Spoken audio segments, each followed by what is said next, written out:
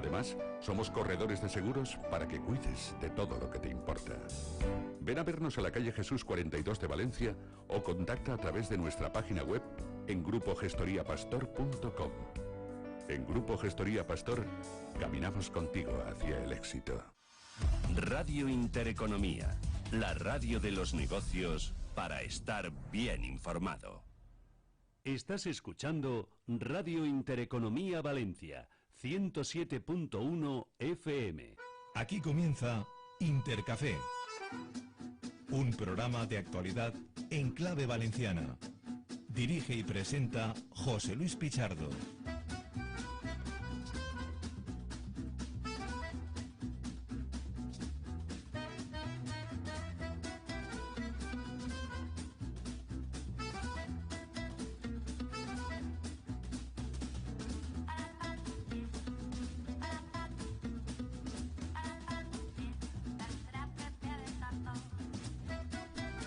¿Qué tal? ¿Cómo están? Bienvenidos al Intercafé. Son las 9 de la mañana y 17 minutos. Aquí estamos en este, bueno, pues ya casi rozando el final del mes de junio, que además va a coincidir con el final de esta semana. Es decir, mañana, viernes, día 30, y el próximo sábado pues ya es 1 de julio. En condiciones normales estaríamos pensando en las vacaciones, que también, pero tenemos que pensar en otras cosas, porque estamos a punto de empezar otra vez una campaña electoral, por si alguien nos ha dado cuenta.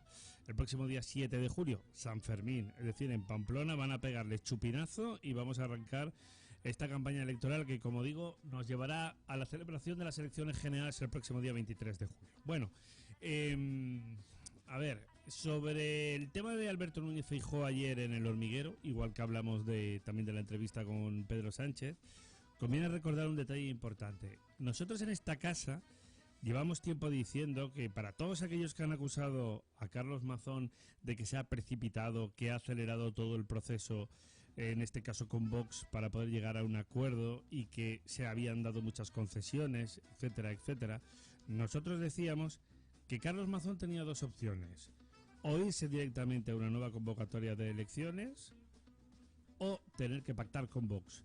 ¿Por qué? Porque tal y como dijo ayer textualmente Alberto Núñez Feijóo, conviene recordar que el PP necesita 10 escaños para llegar a la mayoría parlamentaria de les Corts Valencianes.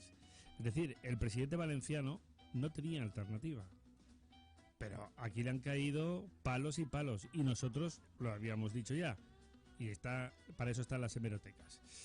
El PP ayer obtuvo y consiguió un pacto importante también en Baleares, con la abstención de Vox, con un acuerdo programático, a cambio de entrar luego en los consells insulares de Mallorca y también de otros puntos también del archipiélago vecino de la Comunidad Valenciana, y ahí lo va a tener más sencillo. Pero es que necesitaba la abstención simplemente de Vox. Pero es que Carlos Mazón, repito, no tenía alternativa, y ayer lo dejó muy claro, concretamente Alberto Núñez Feijóo.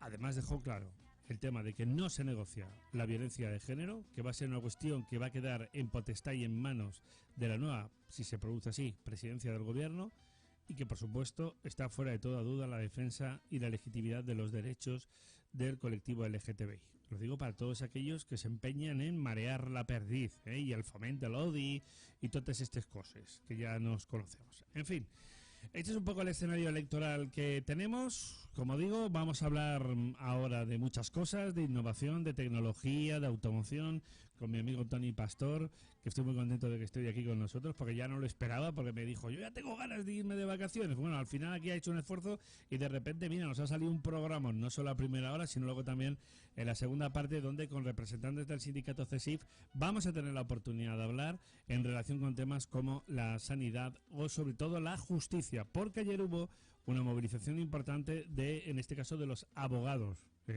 porque dicen que están hartos, que no aguantan más la situación de parálisis que vive también el ámbito de la justicia. Y de sanidad precisamente hablaremos a raíz de las propuestas que hizo aquí el presidente del PP y candidato a la presidencia del gobierno, Alberto Núñez Feijóo, en Valencia, concretamente el pasado, fue ayer, antes de ayer, que el tiempo pasa muy rápido, y donde hizo, pues como digo, un montón de propuestas, por ejemplo, ofertar 1000 plazas MIR, entre otras cuestiones. Pues venga, vamos a arrancar ya, como digo, y vamos a hablar de muchas cosas, si nos acompañan. Bienvenidos al Intercafé.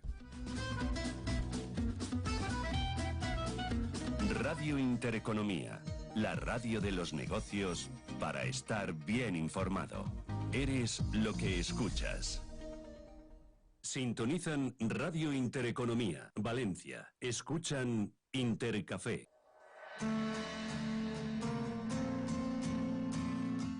Pues nada, vamos a entrar en materia. Don Toni Pastor, que es adjunto a dirección del Grupo Gestoría Pastor. Amigo, un placer tenerte aquí. Buenos días. Buenos días, ¿qué tal, José Luis? No te esperaba ya. Pensaba ya que estabas ya con la sombrilla Me y quedan con el 3 días. patín. Me quedan 3 días. El lunes, si puedo, me cojo un poco de vacaciones. Un poco. ¿Sí? Sí, por lo menos de entre las 10 de la mañana y las 3 de la tarde sean vacaciones. El resto del día me tocará trabajar. Bueno, por lo menos si tienes un pequeño espacio. ¿El Levante bien? Yo estoy muy triste, la verdad, por Ahora, la marcha de Kiko. Vamos Pero a bueno, hablar aprovechando que tenemos a Miguel Pallardó, que fue futbolista del Levante y que además venía de la cantera del Valencia Club de Fútbol, que es CEO de Go Team. Ahora nos va a explicar en qué consiste este proyecto tecnológico, pero bueno, gracias a tu estupenda gestión lo tenemos aquí. Miguel, buenos días, ¿qué tal? Buenos días, ¿qué tal? Y también tenemos a Esteban también del Pino, que es CEO de Moveres. Pero acércate al micro, porque si estás a esa distancia del micro No se oye bien. no se te va a poder oír. Gerente de Movere y bueno, echándole una mano también en la dirección del proyecto de GoTeam a Pallardo. Muy bien, pues estupendo. Gracias a los dos por estar aquí, como digo, con nosotros. Bueno, venga, ya que viene la cosa a huevo, no lo habíamos preparado, Toni, pero yo no sabía que iba a haber ayer ese consejo de administración o esa comparecencia de Kiko Catalán, el presidente del Levante, donde dijo que se iba. Entonces, aprovechando que te tengo a ti, que tenemos también aquí a Miguel, obviamente vamos a hablar unos minutitos también de este asunto, ¿no? Solo has visto cómo es la actualidad, viene así a veces y la enlazas, aunque tengamos una cosa preparada, pues a veces se solapan los acontecimientos. ¿Te esperabas esta marcha de Kiko Catalán? pues, a ver, estábamos comentando antes fuera de micro, al final son ciclos y los ciclos tienen un principio y un final. Yo creo que con Kiko hemos vivido una etapa maravillosa en el Levante. Yo soy muy fan de Kiko y de todo el equipo de gestión, de todo el equipo directivo, pero es verdad que como estás a la cabeza te puedes equivocar, y este año pues a lo mejor ha habido decisiones no tan acertadas que han provocado pues que te quedes en segunda. Es verdad que, dicho esto, la parte deportiva es una que no depende de ti, porque depende al final un poco también de la suerte, y Miguel no lo puede decir, que ha estado en el campo, y luego está la parte económica. En la parte económica pues te puede salir apuestas buenas y apuestas malas. En este caso yo creo que al final ha salido Cruz, y lo que tiene que hacer, más allá de poder dimitir o no, yo creo que es revertir la situación, y la persona ideal para mí era Kiko y el equipo directivo, que es verdad que los consejeros en principio parece ser que la mayoría se pueden quedar, pero el que tendría que defender el proyecto, en mi opinión, es Kiko, que es la persona que podría sacarlo adelante. Luego veremos cómo se desarrolla todo, ¿no? Pero en mi opinión, que al final es una opinión personal y muy del Levante, creo que Kiko ha sido un gran presidente, y que si al final él decide irse como dijo, pues será una pena. Bueno, conviene recordar que el todavía presidente del Levante ha anunciado que va a agotar su mandato hasta finales de año, pero agotar el mandato a finales de año supone, claro, pillarte a mitad de temporada para una temporada que otra vez va a ser muy importante para el Levante, porque va a seguir siendo un aspirante a retornar a donde tiene que estar, a primera división. Pero me decía también Miguel Pallardó antes de empezar también el programa, dice, hombre, es que es un ciclo 14 años, está tan quemado Kiko Catalán.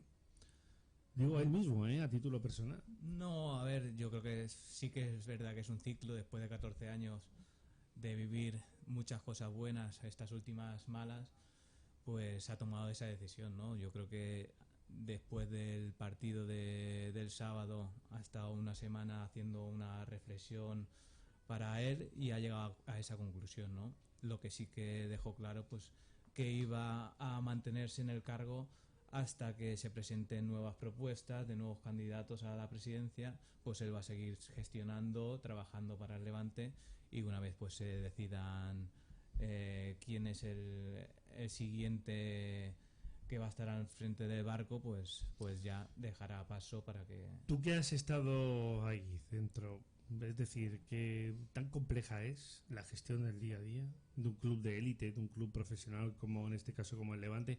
Tanto que mala gestión para un presidente. Yo recuerdo el caso de Florentino Pérez, por ejemplo, es decir, el presidente del Real Madrid, que se fue y luego volvió. Sí. A ver, al final el presidente da todo el tiempo que tiene al día para el club. Tiene muchos actos, tiene muchos eventos a los que asistir, muchas reuniones, muchos temas a tratar para gestionar todo. Entonces sí que es verdad que el que se involucra y se pone de presidente le dedica el 100% del día a día para el club. Y entonces pues eso también te lleva una contraprestación pues familiar, que no puedes disfrutar tampoco fines de semana ni estar tiempo con tus hijos, con tu familia. Entonces al final pues eso después de muchos años también tiene que desgastar. Tú me comentabas antes también que todo fue bien hasta 2020, es decir, recordemos que la gestión de Quico Catalán permitió al Levante salir de un penoso concurso de acreedores, no porque el concurso de acreedores sea penoso en sí, sino como Tony sabe, como decimos muchas veces, porque hay concursos y concursos. Es decir, la situación cuando llega Quico Catalán a la presidencia del Club Granota era sumamente complicada. Pero tú me apuntabas antes, hombre, después de reflotarlo, ahora volvemos a entrar otra vez en deuda, volvemos a estar en una situación complicada. Yo no sé si todo se le puede achacar al COVID. Bueno, buena parte sí que se puede achacar, porque todos los clubes, en el informe que presenta la Liga, todos los clubes desde el COVID tuvieron 2 años que el mercado de fichajes se cerró. Entonces, al final, pues dejas de ingresar un dinero por fichajes, que es lo que te hacía cuadrar unas cuentas.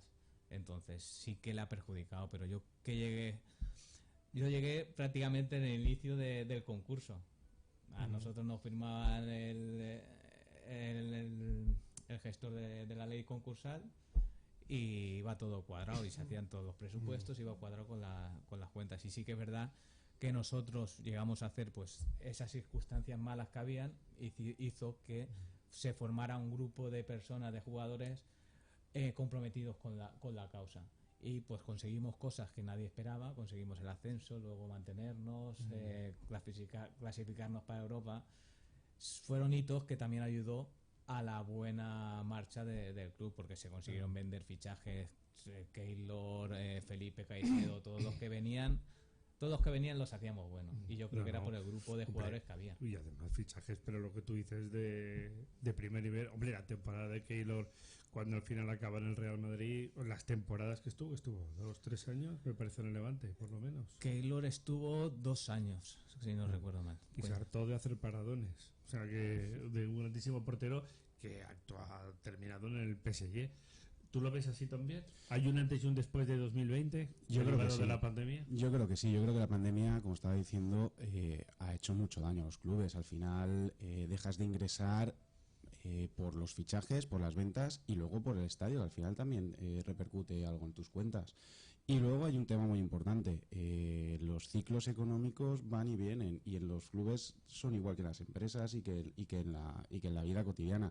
Si tú has tenido una época alcista y has vivido en época alcista porque has conseguido unos hitos, como estaba comentando, como llegar a Europa League, no esperemos que deportivamente siempre estemos ahí, pero económicamente sí que te has intentado mantener en esa línea con mejor o peor acierto.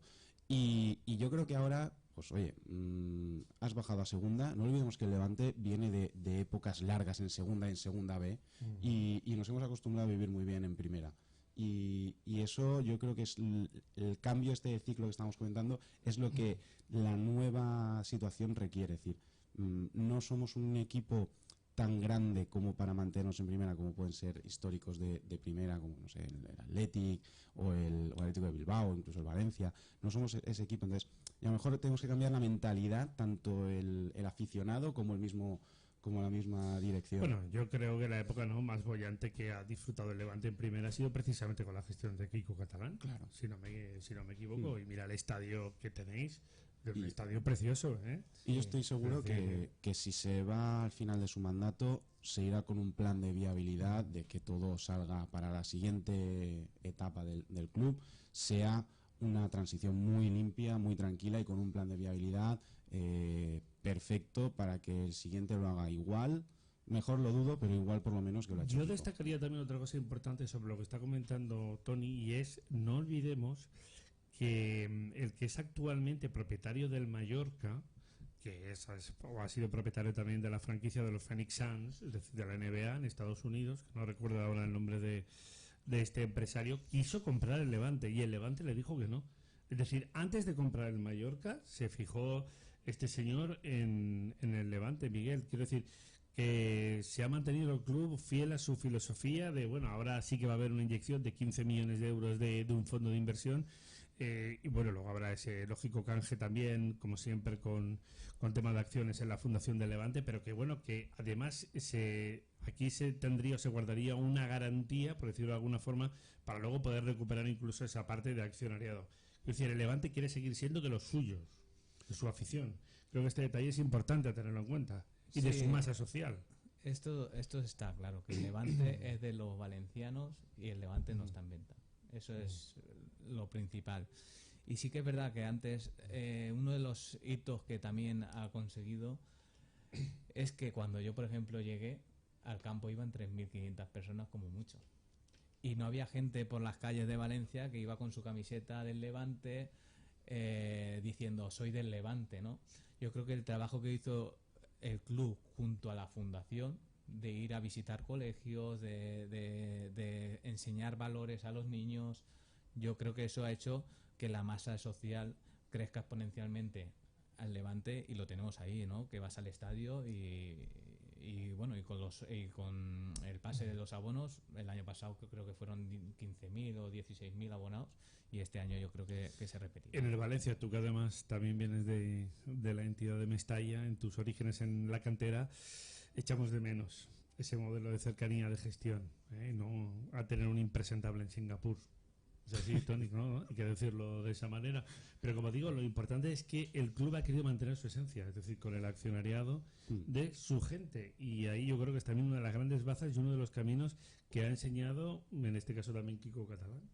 Yo creo que sí, yo creo que al final se demuestra que el que sea un presidente el que tiene todo el control porque tiene el accionariado es un error y lo hemos visto con casos, ¿os acordáis? No sé, Peterman y compañía y los jeques que han bajado a segundas y segundas B por hacer una mala gestión, porque al final es un juguete y si se te rompe pues te compras otro. Y yo creo que el Valencia va camino de esto.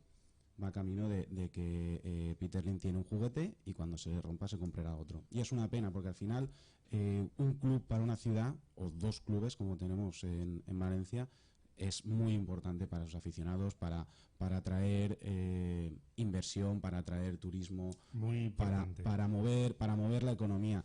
Y si estos clubes no son capaces de generarlo, mejor dicho, estos dueños no son capaces de generarlo en sus clubes, que se busquen otro Tú fíjate, otro hobby. Hoy precisamente el Valencia Basket va a saber si va a volver a jugar la Euroliga, pero el año que estaba comentando Miguel anteriormente que jugó el Levante en Europa, es decir, tener al Valencia y al Levante jugando en Europa, al Valencia Basket jugando en Euroliga, eso para una ciudad es fantástico.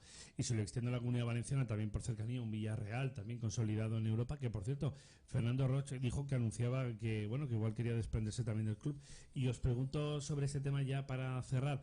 Miguel, tan complicado como decía antes es mantenerse en la élite con una buena gestión y sobre todo el tratar de evitar el tema de los cantos de sirena, porque claro, Kiko Catalán ha hecho una buena gestión, Fernando Roch ni te voy a contar, Juan Roch con Valencia Basket, etcétera, pero claro, llega un momento que dicen, pero bueno, igual quiero vender el club con todo el dolor de mi corazón, ¿no? Claro, dejar una tesitura muy complicada, en este caso a los clubes de fútbol. Aquí al final también es una parte lleva la gestión de gestionar esos presupuestos tan grandes y luego lo que influye en esos presupuestos es que la pelota entre dentro de la portería. La suerte. Al final, yo creo que lo que tienes que hacer es acertar en los fichajes, en los jugadores, en crear ese grupo humano que esté comprometido con el equipo, con el club, y yo creo que esa es la clave para que después se puedan cuadrar esos presupuestos. Claro. ¿Y tú cómo lo ves, Tony? Sí, al final lo que importa, bueno, los que hemos jugado, aunque sea a nivel amateur a fútbol, sabemos que lo que importa es, como dicen, meter el gol, pero más aún es el grupo. Si tú no tienes un buen grupo y un buen líder, bien sea entrenador o un un presidente, tú no vas a conseguir nada, porque al final pierdes la fe, el jugador se desanima, el grupo se desanima, y eso es lo que te va a llevar al éxito o al fracaso. Pero fíjate que yo comentaba ahora el caso de... Porque bueno, fueron cantos de sirena, es verdad que no se ha hecho ningún anuncio oficial, pero el Atlético de Madrid o el Villarreal se plantea la venta de los clubes en un momento donde ambas entidades están bien.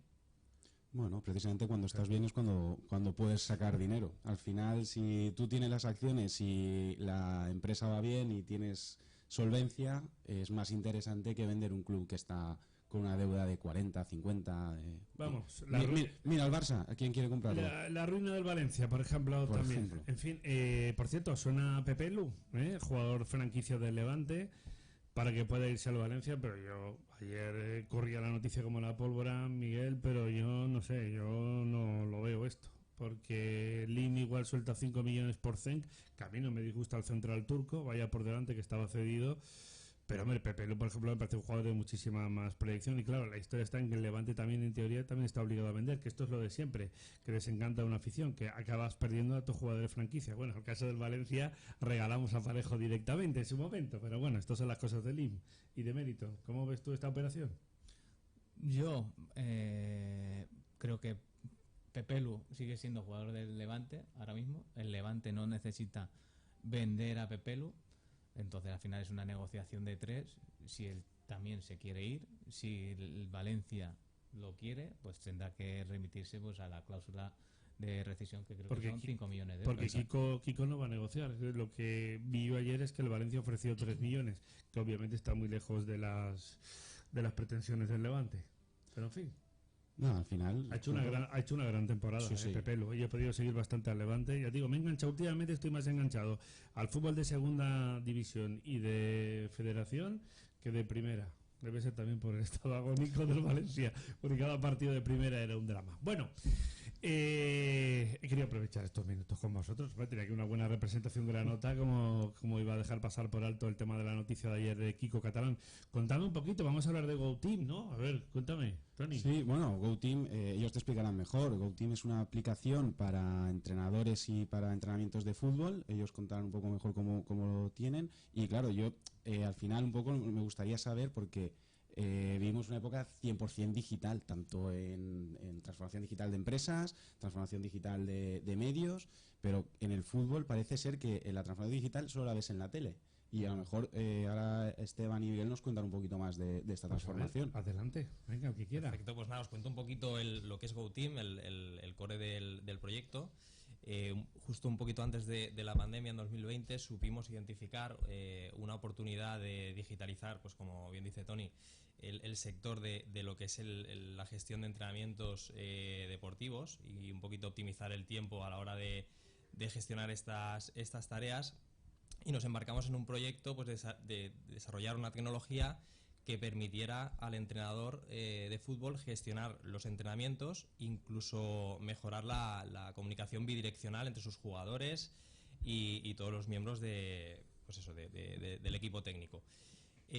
Trabajando durante todos estos años en la evolución del proyecto, al final hemos conseguido desarrollar prácticamente un ERP que lo que consigue es, aparte de optimizar el tiempo y en la gestión de los entrenamientos, también da visibilidad al club para saber en todo momento, en tiempo real, cómo van funcionando los entrenamientos de todos los equipos, de todas las categorías y demás, obtener informes, incluso tomar una serie de decisiones también sobre estas áreas, que hasta el día de hoy pues era inviable porque se hacía todo manual.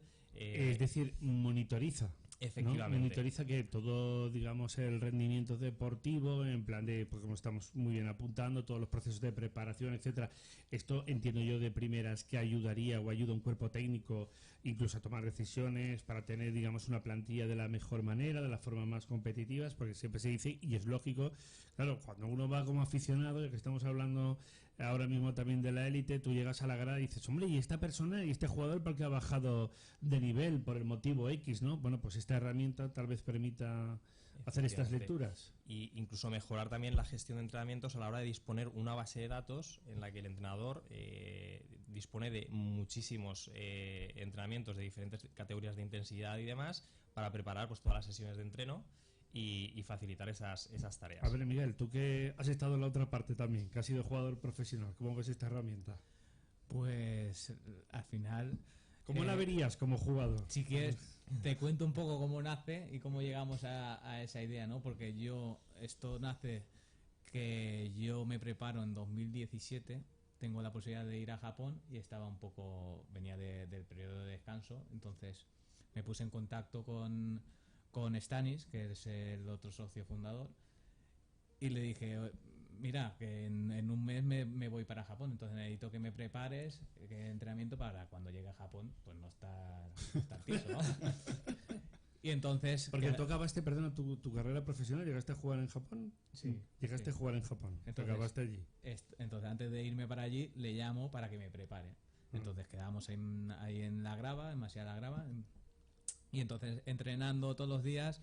Me dice, pues tengo un programa en local donde he ido metiendo mis propios entrenamientos, mis propias tareas de entrenamiento. Y entonces le comento, ostras, pues si lo tienes en local, hoy en día con la era digital, tenemos que hacer una aplicación. Esto no se puede quedar ahí. Claro, cierto. Y entonces ya coincide justo que me voy a Japón, y entonces a la vuelta de Japón quedamos y es cuando empezamos a retomar la idea. Y hablando, entonces yo caigo y digo, ostras, me pongo en contacto con Esteban, que es amigo íntimo mío de la infancia, que había estado en otros proyectos tecnológicos de desarrollo, y entonces es cuando quedamos en la Estación del Norte, nos reunimos los tres, lo enseñamos con el portátil la idea que tenemos, y él es el que nos ha ido guiando un poco por cómo enlazar esa idea que teníamos nosotros, desarrollarla y plasmarla tecnológicamente. Porque vosotros, cada uno, o sea, tú vienes del fútbol, Stanis entiendo que también viene del fútbol y de temas de entrenamiento, pero no a nivel profesional, quiero decirte, a nivel jugador. No, Stanis perteneció a cuerpos técnicos. Cuando yo estaba en el Levante, en el primer equipo, él era el preparador físico, luego ha estado con Luis García, que justamente es el que ha ascendido con el Alavés. Para paradojas de la vida, además un granota también de pro, Luis García. Sí. En casa del Levante le acaba quitando el ascenso. Estas son las paradojas del fútbol. Sí, luego también ha pertenecido al cuerpo técnico de Jukic, ha estado entrenando en Dubái, en muchos sitios. Ahora mismo pues estaba de jefe de metodología de entrenamiento en la escuela del Levante, entonces es un gran profesional. Entonces la experiencia que teníamos nosotros, tanto yo como jugador y él, la parte de técnica del entrenamiento, pues es lo que hemos plasmado en la... O sea, vosotros tenéis el know-how, pero claro, a nivel digital o a nivel de empresa, contactáis con Esteban, que no tiene nada que ver con el fútbol. Claro, pero sí que tiene la visión. Pero tiene la visión, ¿no? Porque claro. yo, Esteban, yo a ti te conozco por el tema de Movere, que, bueno, Grupo Marcos y demás, y es coches, es decir, es automoción, y ahora estás metido en tema de entrenamientos. Esto como, y además eres piloto. Efectivamente, también. O sea, sí, además me lo dijo Tony, eres piloto de avión, correcto, ¿no? Yo de carrera soy piloto comercial, ejerzo eventualmente también, pues algún fin de semana me voy a tirar paracaidistas y demás para mantener las licencias en vuelo y tal, o sea, en operativas y tal, pero siempre me ha gustado el mundo de la empresa. Sí. Y de hecho, paralelamente desde los 18 años, tengo 36, siempre he estado en la dirección de proyectos y demás, y a día de hoy estoy en Grupo Marcos, en Marcos Automoción, dirigiendo el proyecto de Movere, que esto da para otro día de charlas. De movilidad, ¿no? Con vehículos correcto. Fundamentalmente eléctricos, o también incluye motos. A través de una experiencia digital.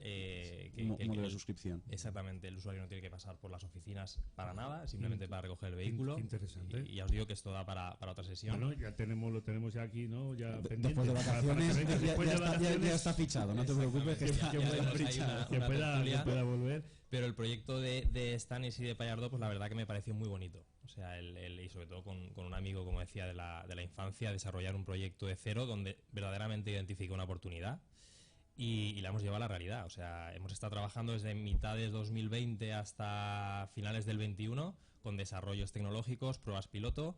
En el 22 ya trabajamos con clubes, intentamos que fueran pequeños para probar las funcionalidades de la aplicación y que todo funcionara bien.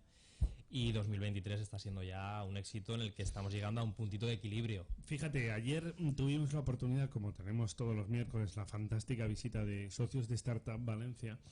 Tuvimos una compañía que es capaz de hacer, digamos, una copia digital a nivel de lo que pueda ser un organismo, para ayudar a los médicos a facilitar luego una intervención quirúrgica. Es decir, para que veamos el nivel tan impresionante que tenemos ahora mismo, como digo, a nivel tecnológico. Es decir, imaginaros un equipo médico que tiene que afrontar, por ejemplo, una intervención de corazón y que con una copia digital es capaz de poder hacer ahí, digamos, pruebas o hacer simulaciones, ¿no?, para luego ir mucho más como tal a tratar de, en este caso, de solucionar el problema o la afección que haya. Claro, en el campo, por ejemplo, que estamos hablando en el ámbito deportivo, es que las aplicaciones, yo entiendo que también son múltiples, lo ha explicado muy bien Miguel, es decir, porque como esto siempre está en boga, ¿no? Es decir, vuelvo al mismo punto, es decir, a ver, yo que sigo disfrutando del fútbol a nivel amateur, pero bueno, sé lo que es pegarme unas carreritas en un campo de fútbol y sabes perfectamente tú como persona, porque unos días estás mejor físicamente, otros días estás peor, y hay veces que no lo sabes. Pero claro, con herramientas de este estilo, cuando obviamente tienes la exigencia del deporte profesional, a mí me parece un salto cualitativo, porque ayuda desde el equipo técnico, incluso para el propio jugador. No sé si tú me lo podrás corroborar. Ahora hay un ejemplo que para mí ha sido muy significativo en esta temporada, que ha sido el caso de Hugo Guillamón en el Valencia, de un chico que estaba rindiendo bien y que de repente se viene abajo y que me estalla, más allá, lo hemos debatido muchas veces, más allá de saber o de ver de que el chaval, yo qué sé, no ha podido recuperarse a lo mejor viendo una lesión por el motivo X, no te explicas un bajón de ese nivel, porque hombre, si un jugador ha rendido a buen nivel, no es normal que la misma temporada te pega un bajón, y sobre todo siendo joven. Otra cosa es con el paso del tiempo, ¿no? Ya con la edad. ¿Cómo lo ves tú esto? ¿Tú que esto lo has vivido? Pues sí, influye mucho en el jugador el estado de ánimo, ¿no? Por eso, dentro de la aplicación, nosotros, como conocemos ese aspecto, hemos incluido una parte en el que, como tienes la comunicación con el jugador, le puedes enviar un cuestionario que se llama el cuestionario Wellness. Entonces, el jugador te contesta cómo ha dormido, cómo se encuentra, el estado de fatiga que tiene. Entonces, gracias a la aplicación y el enlace del entrenador con el jugador, el entrenador, cuando viene ese jugador, ya sabe en qué estado de forma se encuentra, tanto físico como mental. Entonces es uno de los pros. Incluso después del entrenamiento tú le puedes enviar otro cuestionario de cómo ha sentido esa sesión de entrenamiento. Entonces nosotros, como hemos vivido en ese apartado profesional, porque luego en el fútbol amateur pues no está tan profesional y la gente no le puede dedicar tanto tiempo, entonces gracias a la aplicación el entrenador amateur puede gestionar su equipo de la misma forma que un profesional, con un cuerpo técnico profesional que le dedica muchas horas. Pero Miguel, un ejemplo, con permiso de Tony, tienes más preguntas, que me pongo a hablar de fútbol y me emociono, no lo puedo evitar. Es decir, varios detalles importantes. Como decía antes, a nivel amateur uno sabe a título personal, bueno, no sabes realmente, porque un día tienes una capacidad física buena y otros días no. Me parece ya una herramienta así, un elemento de mucha ayuda. Segundo, yo en mi experiencia en amateurs y también, por ejemplo, viendo, estamos hablando categorías de primera, segunda federación, tercera, o sea, en España por lo menos hay un nivel altísimo, o sea, a nivel físico y a nivel técnico. O sea, yo he jugado con gente a nivel amateur que perfectamente, yo estoy seguro que podrían haber jugado en el deporte profesional. Quiero decir que el nivel de exigencia y el nivel técnico y eso que tenemos nosotros es muy grande, muy alto, y este año lo he podido comprobar en los playoffs. Estábamos hablando antes de empezar el programa de un Castellón Depor que acabó 4-4, es decir, fíjate el nivel que hay, ¿no? Por eso digo que estas herramientas creo que pueden ayudar muchísimo, e insisto en el caso, porque ha sido muy flagrante en el caso de, también como digo, de Hugo Guillamón, porque más allá de, sí, lo que eso se ha achacado, yo también he sido joven y he coincidido con jugadores de élite también saliendo de noche, pero bueno, más allá de estos temas, hablando en plata de juergas y otras historias, en condiciones normales, que un jugador tenga, por ejemplo, o sea, un bajón tan grande en la misma temporada sin aparentemente un motivo, podría detectarlo la herramienta. Es decir, uniendo una serie, digamos, de factores o de condicionantes. Sí, a través de esos cuestionarios se puede detectar. Lo que pasa que sí que es verdad que en ese caso hay psicólogos dentro del equipo aparte. Pero hablando de esa situación en concreto, al final es que digamos que Guillamón no había vivido nunca una situación de ese estrés de estar jugando por el descenso con un club como el Valencia. Entonces ese factor también influye a que jugadores que no están acostumbrados a vivir en esas circunstancias, claro, esa presión, pues a algunos les puede influir más, otros menos. Luego viene el cambio de entrenador, pues ahí también influye pues las preferencias de cada entrenador, de ver en ese momento si uno del filial, porque es lo que ha hecho Baraja para mí, es de mérito el apostar por los chavales Por del los filial, chavales. porque, Sí, sí. porque veía que a lo mejor los del filial venían con una hambre y con unas ganas que le iban a dar mucho más que cualquiera que ya estaba en la élite. Y eso es de mucho mérito. No, y asumieron además una gran responsabilidad, caso de Diego López, de Javi Guerra, que tú dices, de Fran también, del chaval también de Alberto Maríes, también el delantero centro. Pero bueno, pero son curiosos porque aprovechando el tema de la herramienta, no. A ver, más preguntas. Sí, bueno, yo, a raíz de la herramienta y un poco el tema de la gestión de clubes, yo lo que pienso es, aparte de lo que son el club profesional, que digamos que lo tiene bastante interiorizado el disponer de estos datos y poder actuar en consecuencia, yo lo veo, por ejemplo, a nivel menos profesional o clubs que no están, pues no tienen un club en primera u otros deportes, por ejemplo. Lo comentaba ayer con Stan, yo vengo del fútbol sala. Entonces, en el fútbol sala hay también hay menos exigencia, obviamente, pero sí que es verdad que hay canteras y cada vez hay más canteras de chavales y en ciertos clubs quieren como profesionalizarlos un poquito más. Esto, por ejemplo, desde edades tempranas ayudaría mucho a un entrenador a un nivel mucho más bajo, obviamente, a poder gestionar mejor su equipo, porque no tenemos psicólogos, obviamente, o no hay un preparador físico exhaustivo, pero sí que es verdad que con esta herramienta, estuve trasteándola, te da todo. Es decir, puedes no tener ni idea de fútbol y hacer un entrenamiento como un profesional. Y yo voy a un punto también para Esteban y para Miguel sobre lo que está comentando Tony. Por ejemplo, en primera y en segunda federación, que se está haciendo un esfuerzo por parte de la Federación Española de Fútbol de, digamos, ir profesionalizando, ir mejorando cada vez más esos clubes. Por cierto, enhorabuena al Torrent, por ejemplo, que va a estar también en segunda federación. Es decir, ahí tenemos 80 equipos en 2 categorías. Fíjate, todo este tipo de herramientas lo que pueden ayudar para no pensar únicamente en primera o en segunda, ¿no, Esteban? Efectivamente, lo que proporciona esta herramienta no es solo facilitar el tiempo y optimizar el tiempo, es mejorar y profesionalizar lo que estabas comentando, Tony.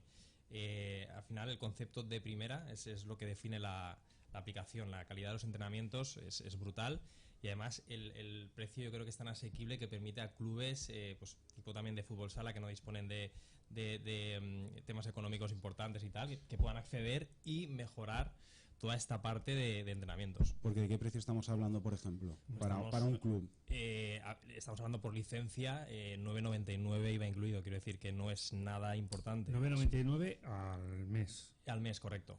Claro. Por licencia. Por licencia que te permite. Por licencia. Exacto. Por entrenador. Por entrenador con su staff técnico. Eso es. Y 25 Claro, jugadores. pero por eso digo que, por ejemplo, perdón, aparte de lo que comentaba Tony, por ejemplo, del fútbol sala, en estas categorías de primera o segunda, por ejemplo, federación, por ejemplo, para ese paquete de 80 equipos que están ahí a las puertas de poder dar el salto al fútbol profesional, pues es que es una herramienta súper accesible. Muy, por eso digo, muy importante. Luego sí que hay clubes pues un poquito más grandes que te piden algún tipo de desarrollo ad hoc para mejorar una parte o hacerles algo en exclusiva, que de alguna necesidad más en particular que tienen.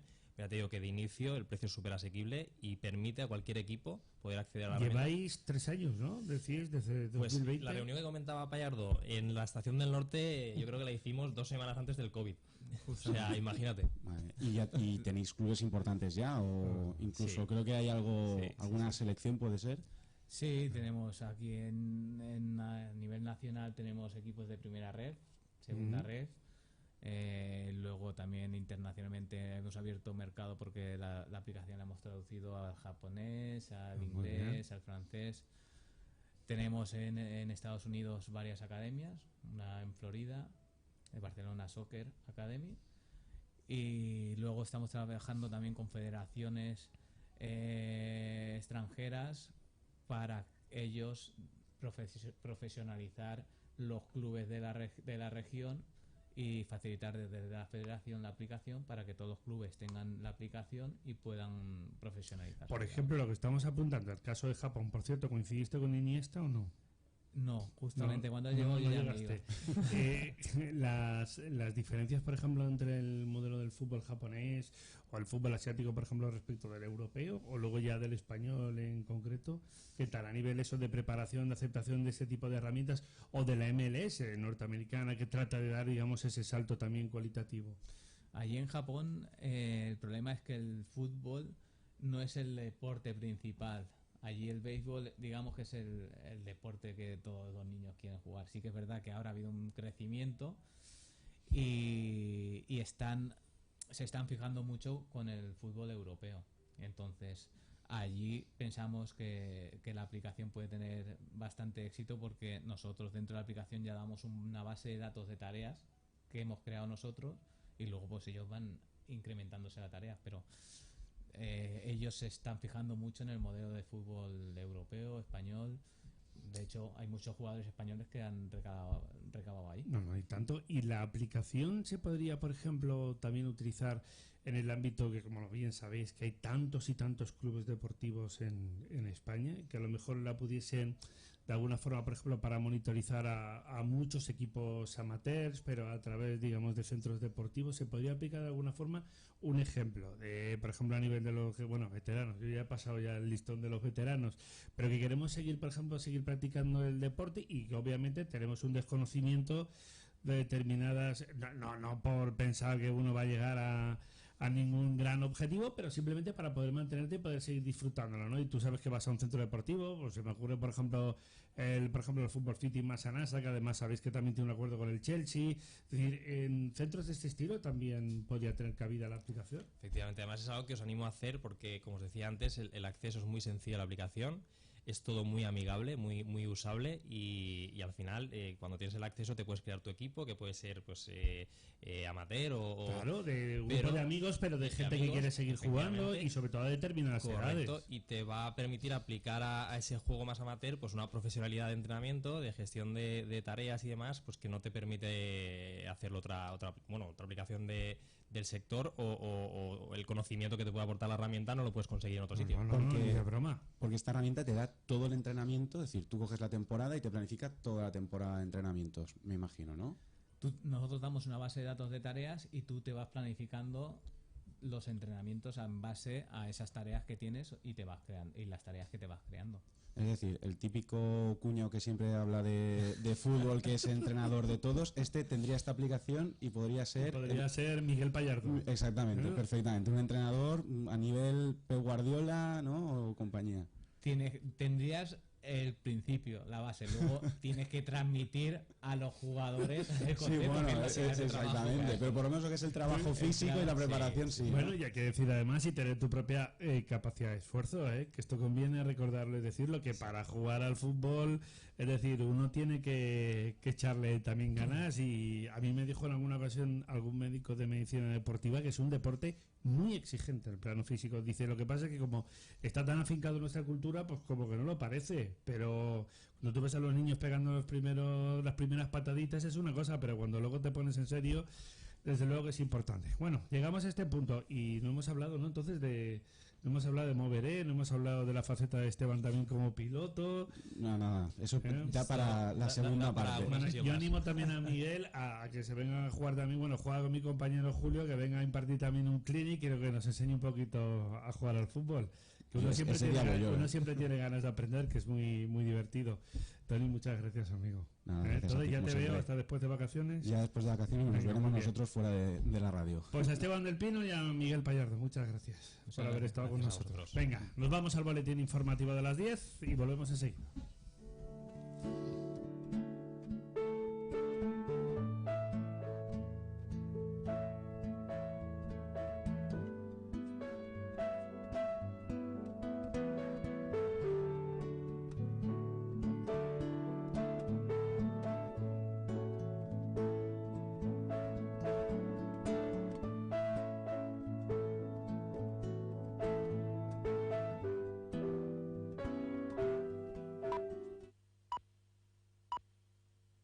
Son las 10 de la mañana, a las 9 en Canarias.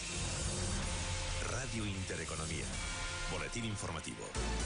Buenos días. En recorte drástico de la inflación en junio se modera hasta el 1,9%, la cifra más baja desde abril de 2021 y 1,3 puntos menos que en mayo debido a un menor incremento de los precios de los carburantes, la electricidad y los alimentos. Según datos adelantados por estadística, la inflación subyacente también se modera 2 décimas hasta el 5,9%.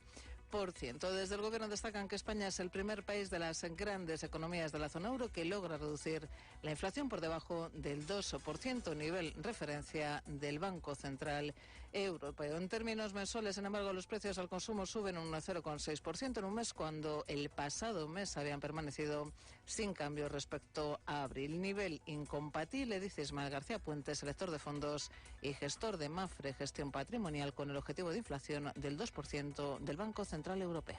Hemos estado como un tiempo muy preocupados por la inflación general. Ahora hubo luego una pequeña etapa en la que estamos centrados en la inflación subyacente.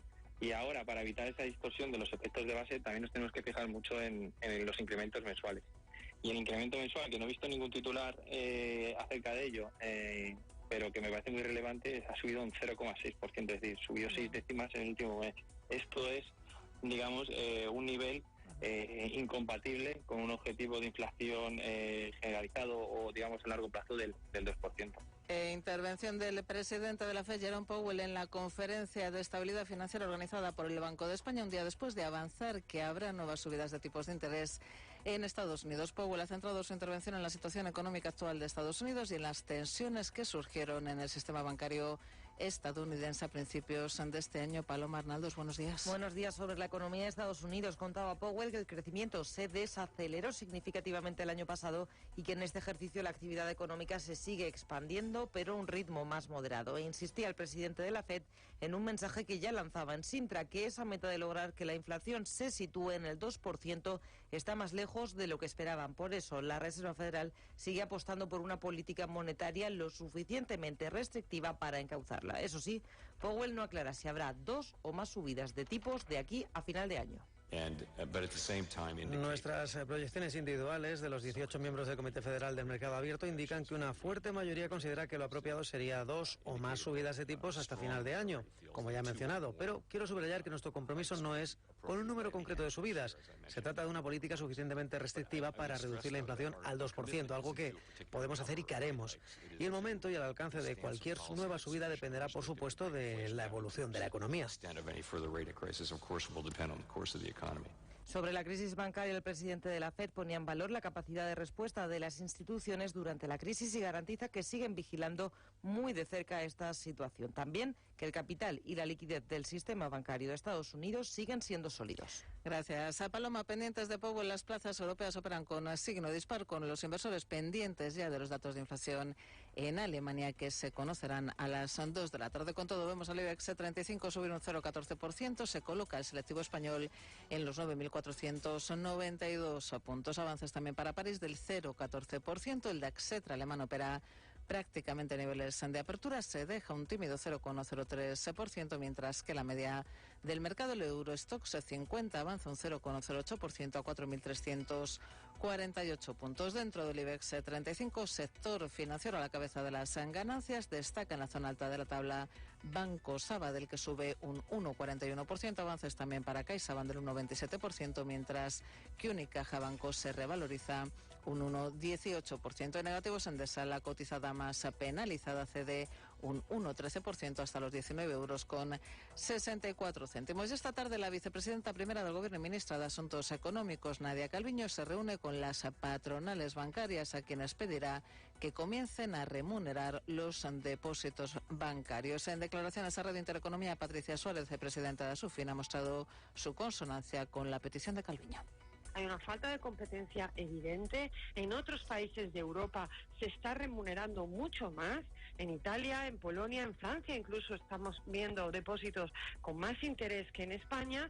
Y aquí lo que nos dicen las entidades financieras es que realmente nuestro crédito es más barato. Bueno, yo creo que esto no es excusa. Otras noticias. Los enfrentamientos entre manifestantes y policías se han sucedido por segunda noche consecutiva en Francia tras las protestas por la muerte de un joven de 17 años en Nanterre a manos de un agente durante Un control de tráfico. Al menos 150 personas han sido detenidas en esta nueva noche de protestas en varias ciudades, sobre todo en la periferia de París. El presidente francés Emmanuel Macron ha convocado este jueves la reunión de la Unidad de Crisis Interministerial para analizar la situación. Al inicio del encuentro, Macron ha dicho que la violencia que se ha extendido a varias ciudades de Francia es injustificable después de que ayer miércoles calificase de inexcusable la actuación de la gente que disparó contra el joven. Continúan escuchando Radio Intereconomía, se quedan con Capital. La información volverá dentro de una hora.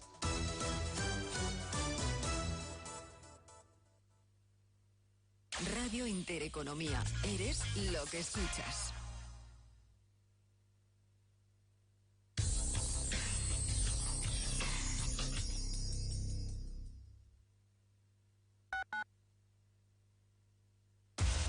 Somos aquello que siempre quisiste ser. Creamos aquello que siempre quisiste tener. Las reglas del juego han cambiado. Somos traders.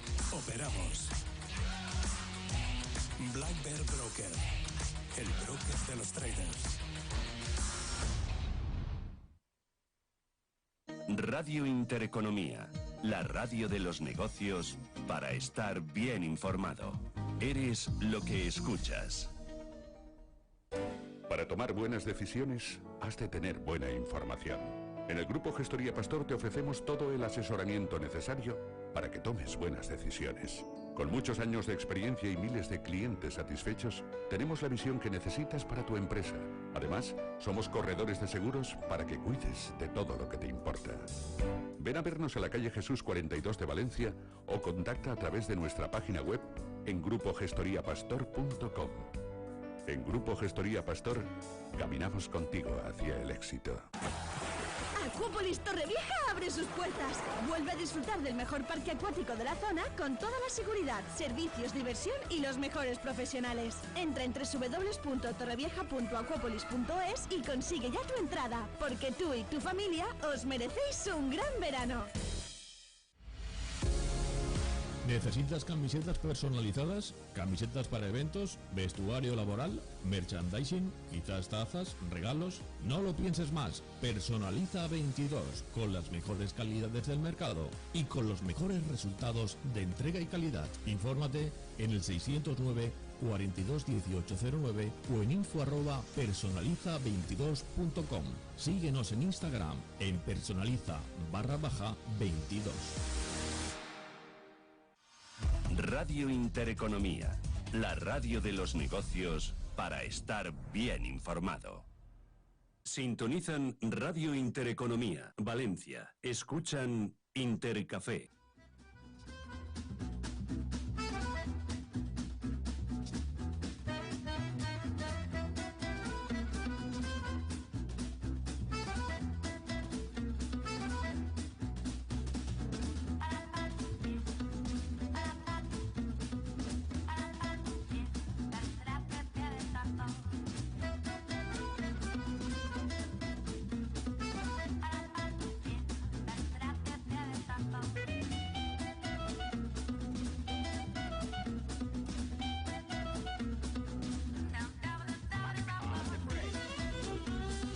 Bueno, continuamos en Intercafé. Son las 10 de la mañana y 9 minutos. Seguimos en directo en este penúltimo día del mes de junio.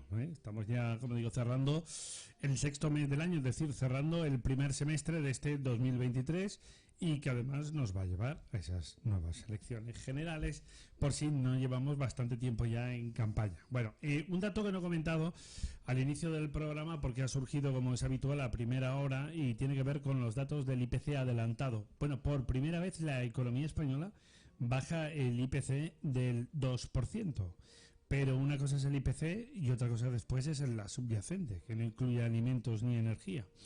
Y esa no se mueve del 6, hombre, posiblemente bajará también un poquito, pero sigue estando bastante alta, ¿no? Y todo esto hace que los precios no tengamos por lo menos la percepción en la calle de que están bajando. Voy a saludar primero rápidamente. Tenemos doble representación hoy del sindicato CESIF. Seguimos llevando unos días locos con los cambios de agendas, pero bueno, así son las circunstancias del día a día, es lo que tiene que hacer un programa diario. Saludo a Bruno Antuña, que es presidente del área de justicia del sindicato CESIF, como digo, Comunidad Valenciana. Buenos días, Bruno. Acércate por favor al micro para que se te oiga muy bien. Y tenemos en antena, vía telefónica, a tu compañero Fernando García, que es el portavoz del área de sanidad del sindicato también CESIF. ¿Qué tal, Fernando? Buenos días. Buenos días. Bien. Bueno, bien. Aquí estamos con Bruno. Quiero agradecerte que nos atiendas unos minutitos porque te hemos arrancado de una reunión, me consta. Sí. Pero claro, en el departamento Arnau. Claro, pero te explico muy rápido por qué motivo. Porque yo quería conocer, obviamente, tu valoración sobre las declaraciones de Alberto Núñez Feijóo en Valencia, ¿no? Es decir, ayer no, antes de ayer. Que el tiempo pasa muy rápido. Estamos a jueves, fue el pasado martes y nosotros vamos ya como Feijóo, que no sabe ya ni dónde vive, con la campaña para arriba y para abajo. Y luego vamos también con Bruno, porque ayer, como digo, hubo concretamente manifestación de los abogados y de los procuradores, porque están hartos de la parálisis de la justicia, porque todo este tema suma y sigue y continúa. Pero bueno, en primer lugar, sanidad, Fernando, muy rápidamente. Alberto Núñez Feijóo insistió aquí en Valencia porque presentó ese plan nacional que va a llevar en esta campaña electoral.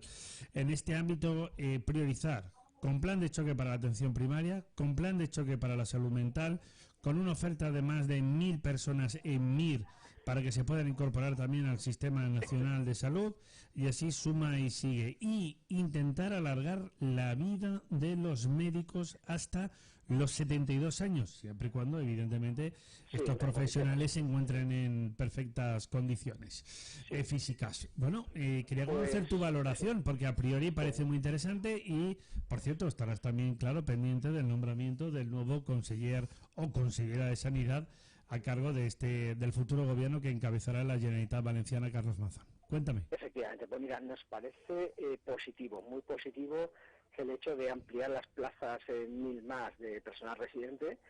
Importante, el déficit de facultativos es conocido y está al orden del día, y ese punto es importante. Y después, el marcar lo que es atención primaria como referente y priorizar la salud mental también, y el tema de facultativos investigadores, que también es el tercer pilar, también es fundamental, es decir, retener el talento, investigar en aras a mejorar las condiciones del paciente y sobre todo la salud mental.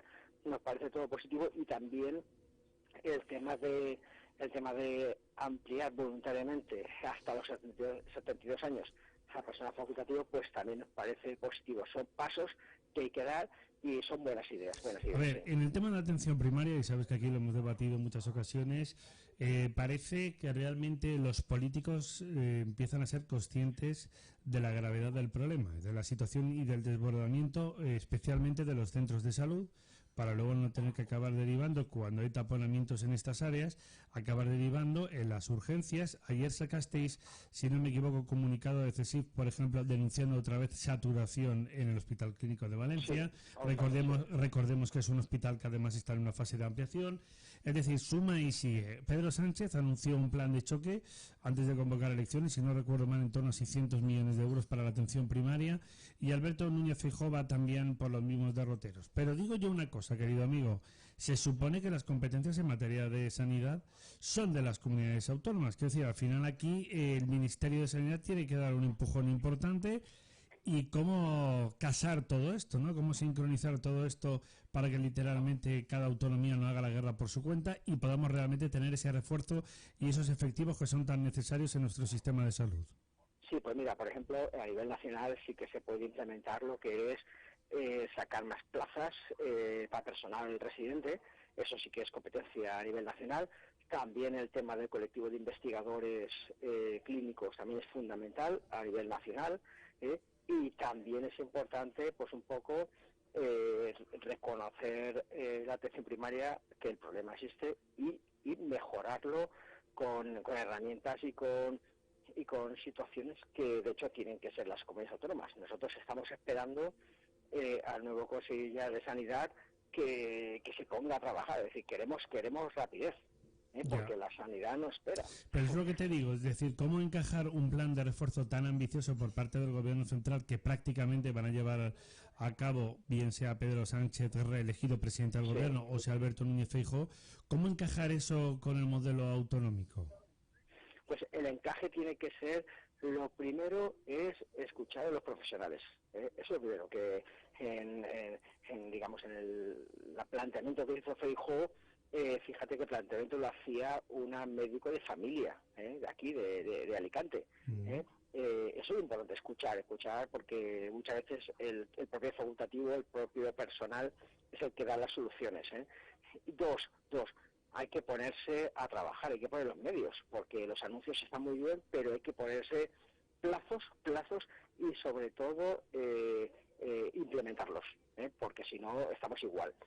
Y el tercer punto para mí, hay que meter dinero, evidentemente, si no, no hacemos nada. ¿Tú ves que se puedan ofertar 1.000 plazas de MIR y que realmente se puedan incorporar de una manera rápida al Sistema Nacional de Salud? Es decir, en cada comunidad autónoma.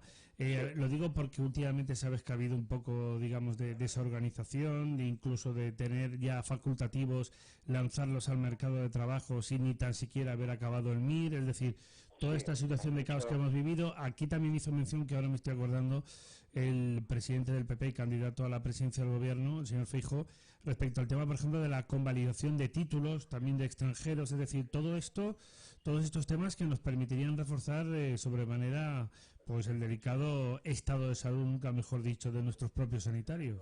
Sí, no es una medida concreta, son diferentes medidas que todas en su conjunto harán reforzar lo que es la sanidad y en definitiva la salud de la población.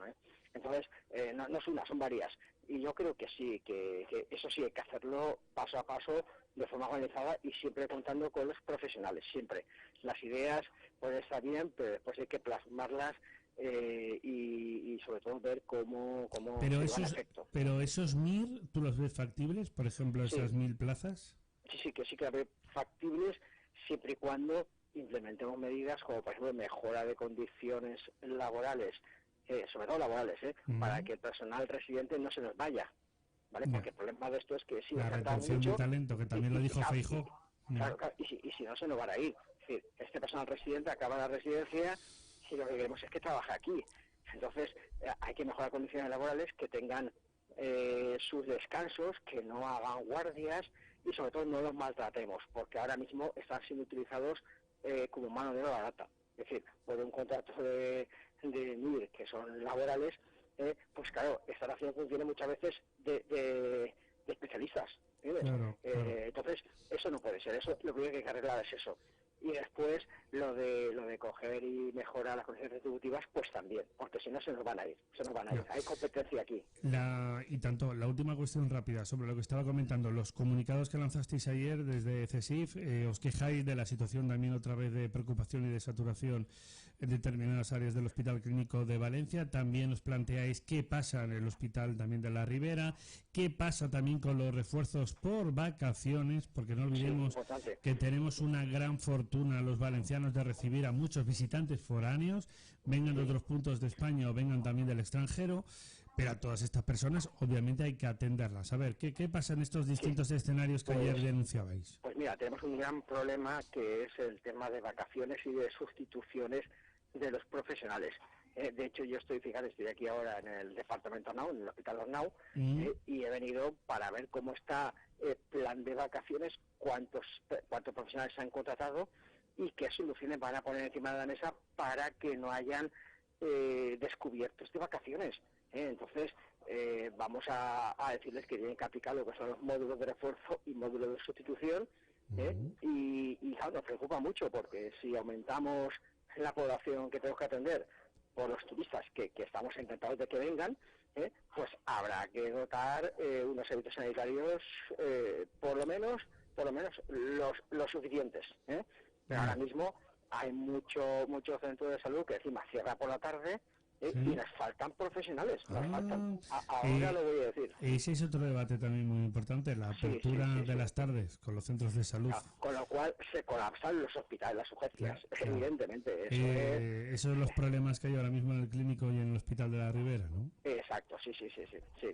Bueno, vamos a ver si el nuevo consellero o consellera de Sanidad, designado por Carlos Mazón, pone un poco de orden aquí con el caos que hemos vivido en estos últimos años. Exacto. Que es francamente mejorable, la verdad, todo hay que decirlo. Eso es lo que queremos todos los pacientes, los primeros, entre todos, nosotros nos incluimos también, y desde luego los profesionales también queremos que se mejore. Lo que no puede ser, Fernando, y sabes que lo hemos hablado aquí muchas veces, querido amigo, es que para ir a un centro de salud, yo digo siempre que ojalá no haya aquí nunca, pero que si vas alguna vez o vas con algún familiar, que no se convierta en una odisea, simplemente que te puedan atender, ya está. Nadie dice que un médico vaya a estar esperándote a ti para poder atenderte a los 2 segundos, no hablamos de eso, pero lo que no puede ser es eso, que pasen horas y horas y horas y realmente no haya forma de que a uno lo puedan atender, sobre todo cuando hay una situación que pueda ser de cierta gravedad. Un fuerte abrazo, amigo. Gracias. Muchas gracias. Vale. Venga, hasta luego. Adiós. Todos somos pacientes al final, ¿no, Bruno? Y todos al final. Injusticiables. Y todos tenemos también necesidades sanitarias y, en definitiva, bueno, pues vamos a ver qué pasa. Queríamos conocer la opinión de tu compañero Fernando García. Hombre, que aquí llegó Alberto Núñez Feijóo, dijo, voy a lanzar la propuesta de sanidad en el ámbito nacional. Pues muy bien. Pues vamos a conocer la opinión de los que sabéis, ¿no? Bueno, ¿cómo está la justicia? Ya que todos somos justiciables. Pues igual que la última vez que vine aquí. O peor. Peor. Madre de Dios. Igual no peor. Ya. Bueno, ayer, no sé, los últimos ya que faltaban, creo ya, dentro de todo el área del ámbito de la justicia, ya abogados y procuradores. ¿Falta alguien más? Yo creo que ya no. Y como no sé, los servicios de mantenimiento de la ciudad de la justicia, servicios de limpieza, ya no nos falta nadie. Es decir, todo el mundo se queja, y con razón, de que no podemos estar como estamos. Tus compañeros de CESIF, además, en Madrid, bueno, fueron desalojados hace unos días, que, bueno, pues todo esto se podría debatir o rebatir, pero evidentemente hay que solucionar el problema de fondo, ¿no? Cuéntanos. A ver, los abogados obviamente llevan, y los procuradores, graduados sociales, llevan sufriendo la huelga desde la primera de los letrados, desde el 24 de enero. Es decir, ellos llevan ya sufriendo la huelga de... Perdona, más el COVID, sí, ¿no? Todo sí, esto, sí. Claro. Yo no lo llamaría daños colaterales, pero al final son profesionales que también necesitan que los juicios se celebren, porque si no se celebran los juicios, no hay resolución, al cliente no le pueden cobrar. Claro. Lo único que hacen es desplazarse, tener gasto para ingresos cero. Por no hablar del turno de oficio. Entonces es vergonzoso, perdona, sí, lo que se les paga a estos profesionales, y ya para rematar la faena, ¿cómo se les paga? O sea, no solo que se les paguen 2 pesetas, sino encima lo que tardan en cobrar. Sí. A ver, nosotros tuvimos hace casi un mes una reunión en el Colegio de Abogados de Valencia con el decano de los abogados, de los procuradores y los graduados sociales. Ellos sí que nos dijeron que entendían nuestras reivindicaciones, no las apoyaban. Nosotros lo que decíamos, no queremos que apoyen nuestras reivindicaciones, pero sí que de alguna manera no nos veáis como los malos de la película. Es decir, al final ha habido un colectivo que ha negociado unas condiciones, ha habido otro colectivo que es el de jueces que ha negociado otras. Nosotros al final somos el 93% de la plantilla y los que sí que realmente realizamos el 90% del trabajo o más. Y como clase media y trabajadora, porque al final esto es como, no sé, en un supermercado no es lo mismo el reponedor del supermercado que un gerente de planta. Entiendo que es más clase trabajadora el reponedor del supermercado que el gerente de planta. Pues aquí pasa un poco lo mismo. A las clases medias de trabajadores, este gobierno progresista pues ni nos atiende. Si nos encerramos, tampoco llamaría la palabra encierro, es decir, nos convocaron a negociar y para nosotros la negociación había terminado. El secretario de Estado se levantó, dijo hasta aquí hemos llegado, y para nosotros dijimos que no habíamos terminado la negociación. Ahí nos quedamos, nos negaron el pan, el agua, la medicación. Literalmente. Los compañeros en la puerta intentando llevar bolsas de comida y nada, reforzaron la seguridad. A los funcionarios que trabajan en el Ministerio de Justicia, que no son funcionarios de justicia, son de Administración General del Estado, les cacheaban por la mañana por si llevaban doble ración de bocadillos y entendían que una era para darle al comité de huelga. En fin, fue vergonzoso. Entonces, lo que sí que es verdad que echamos de menos por parte de los profesionales, abogados, graduados, procuradores, pues que de alguna manera no se dirijan al Ministerio a exigir una solución más contundente, porque al final está en mano del Ministerio en esta solución, ¿no? A ver, es que, claro, aquí para la gente que, en primer lugar, bueno, que por fortuna o por el motivo X no tenga que acudir regularmente a eventos judiciales, pues a lo mejor le pueda sonar, digamos, un poco raro, ¿no? Pero lo hemos comentado anteriormente con el tema de la sanidad. En educación, tu compañero José Seco, que te voy a contar, ¿no? También ya que gracias a vosotros nos dais una visión estupenda, porque la ayuda de CESIF es muy importante para nosotros, lo he dicho muchas veces públicamente, y ya no te cuento durante la etapa de la pandemia que nadie soltaba ni prenda, ¿no? Es decir, digo todo esto, Bruno, porque al final, claro, la gente ve una situación de caos, de decir, tenemos 3 millones de personas vinculadas al empleo público, que luego también decís, es que hay que ofertar más plazas públicas, y al final seguimos cojos de un montón de departamentos. Estáis cansados de repetir que hay que hacer la distribución de áreas, como comentáis. Hemos tenido el caso del cierre también de todos los juzgados de una parte importante de juzgados de lo penal, que el otro día lo comentábamos contigo. Es decir, suma y sigue, y un montón de cosas más. Claro, la gente, el ciudadano a pie dirá, pero bueno, ¿qué demonios pasa aquí? ¿No? Es decir, pues lo mismo, ¿no? Si tengo que acudir a un hospital y no veas tú para atenderme, ya no te cuento con un juicio. Que igual me hago mayor, llego a la jubilación o vete tú a saber, ¿no?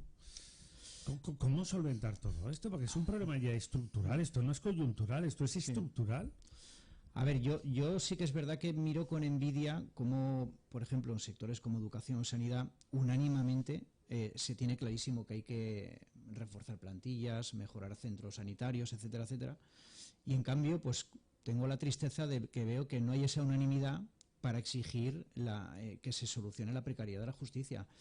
Tú hablabas, por ejemplo, de que Valencia tiene la suerte pues de ser un sitio donde acogemos muchos turistas y obviamente se pueden poner enfermos, pero tú te coges la población de Gandía, de Denia, de Benidorm, y todo ese incremento de población que se puede multiplicar por 10 también supone causas penales en muchos casos, alcoholemias, peleas.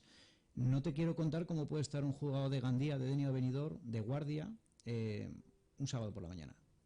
Yo no veo que ningún político esté diciendo de reforzar los juzgados de guardia en esas poblaciones turísticas, por ejemplo.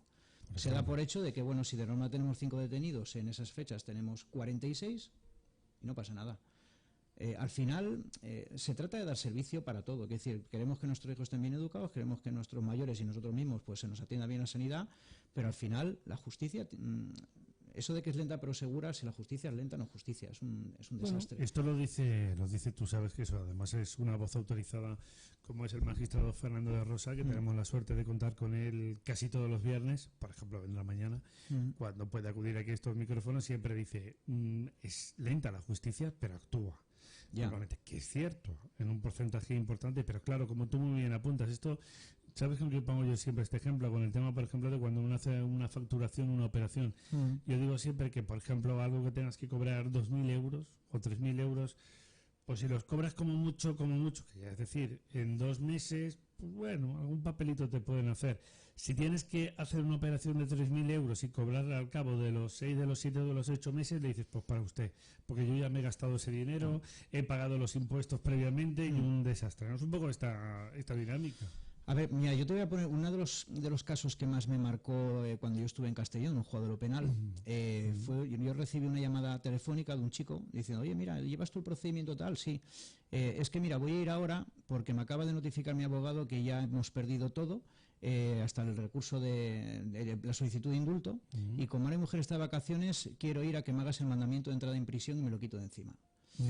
Este era un chaval que tenía 26 años en ese momento y cuando tenía 18, pues él le pillaron una alcoholemia, lo típico que había bebido, pues entiendo que a lo mejor al policía pues le empujó o le dijo cualquier cosa, pues un delito de atentado a la autoridad, le condenaron a 6 meses de prisión. No entró a prisión porque era su primer delito, pero ¿qué pasa? Que tuvo la mala suerte y la inconsciencia también de que por la edad, pues a pesar de que le habían quitado el permiso de conducir, un día cogió el coche, con tan mala fortuna que uno se saltó un esto, le dio un golpe, con lo cual tuvo un quebrantamiento de condena.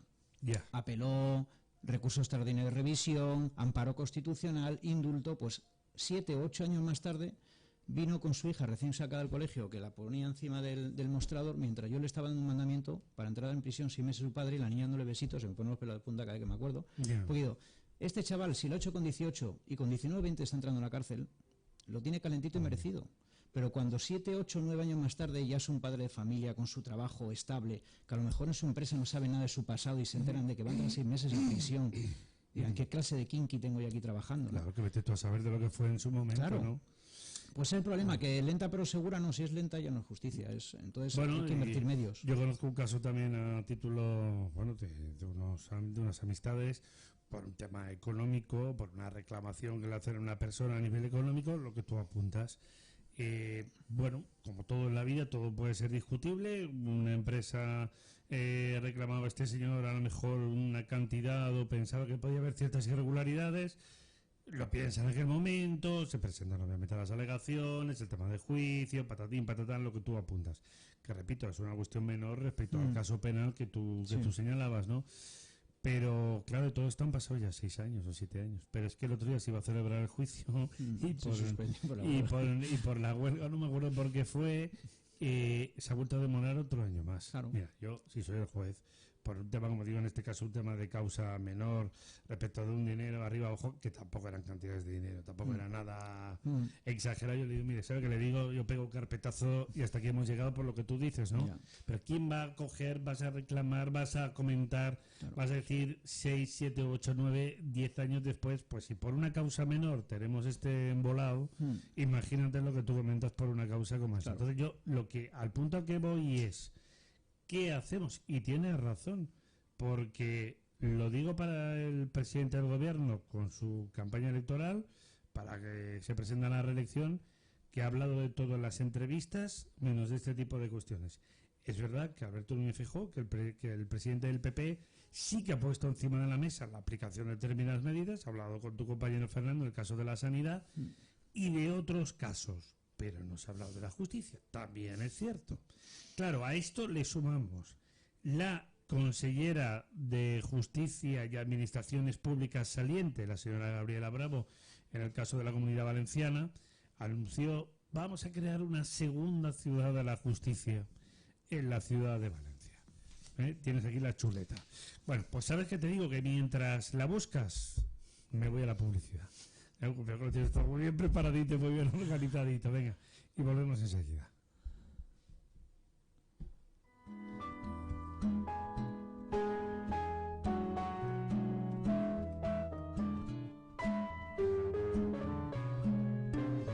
Radio Intereconomía, la radio de los negocios para estar bien informado. Sintonizan Radio Intereconomía, Valencia. Escuchan Intercafé. En Rivera Salud seguimos cuidándote como siempre. La normalidad en todos nuestros centros ya es una realidad. Garantizamos tu seguridad y tranquilidad. Y sin listas de espera, como siempre. Somos Rivera Salud. Somos salud responsable.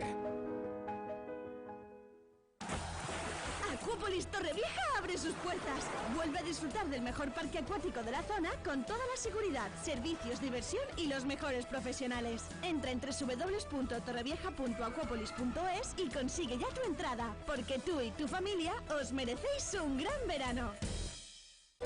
Para tomar buenas decisiones, has de tener buena información. En el Grupo Gestoría Pastor te ofrecemos todo el asesoramiento necesario para que tomes buenas decisiones. Con muchos años de experiencia y miles de clientes satisfechos, tenemos la visión que necesitas para tu empresa. Además, somos corredores de seguros para que cuides de todo lo que te importa. Ven a vernos a la calle Jesús 42 de Valencia o contacta a través de nuestra página web en grupogestoriapastor.com. En Grupo Gestoría Pastor, caminamos contigo hacia el éxito. ¿Necesitas camisetas personalizadas? ¿Camisetas para eventos? ¿Vestuario laboral? ¿Merchandising? ¿Quizás tazas? ¿Regalos? No lo pienses más. Personaliza 22 con las mejores calidades del mercado y con los mejores resultados de entrega y calidad. Infórmate en el 609 42 1809 o en info@personaliza22.com. Síguenos en Instagram en personaliza_22.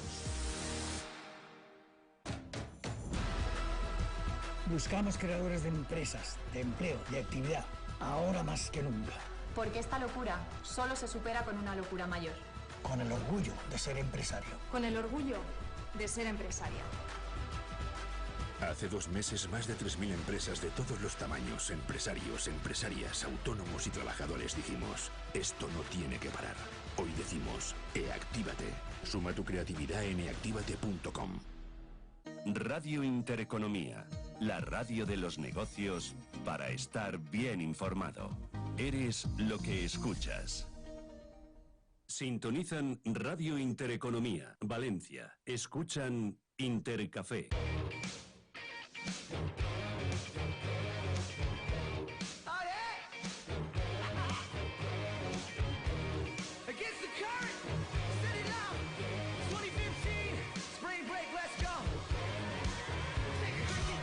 Bueno, pues ya nos quedan 25 minutos para llegar a las 11 de la mañana. Aquí seguimos hablando con Bruno Antuña, que es el presidente del área de justicia del sindicato CESIF Comunidad Valenciana. Buenas de nuevo.